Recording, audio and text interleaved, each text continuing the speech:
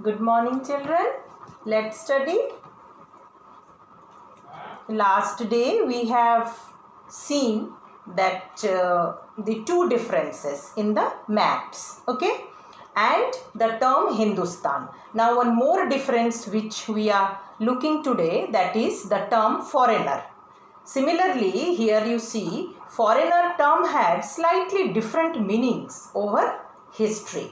We know foreigner nowadays, what we are knowing, the people those who are living outside India, we are calling them foreigners, or we are saying foreigner. In the medieval period, a foreigner was any stranger who appeared, say, in a given village, someone who was not a part of that society or culture. In Hindi, the term Pardesi, that means those who are not living with us. They are from other देश, जैसे दूसरे country के हैं. Might be used to describe such person, and in Persian they are called ajnabi, जिसको हम नहीं जानते हैं, stranger. A city dweller therefore might have regarded a forest dweller as a foreigner. Here also different, city dweller and forest dweller, so they are said to be a foreigner. But two peasants, this is one example. Peasants means farmer, you know, but two peasants living in the same village were not foreigners to each other, even though they may have had different religious or caste background. So this one more, a new term, foreigner, which we have read today. Next come to historians and their sources.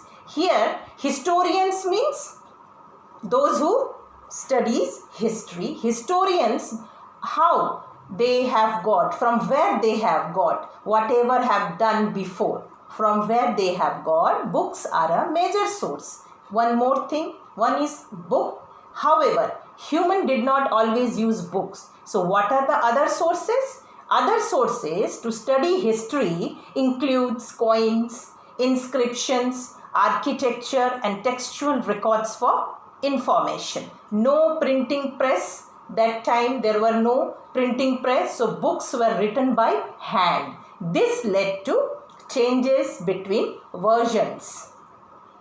Now come to new social and political groups. Period of great mobility means that time people, they are moving from this place to other places. One group of people who become important in this period were the Rajputs. Rajput words derived from Rajputra, means the son of a ruler. Between the 8th and 14th centuries, the term was applied more generally to a body of warriors who claimed Kshatriya, a caste status. It also included soldiers and commanders.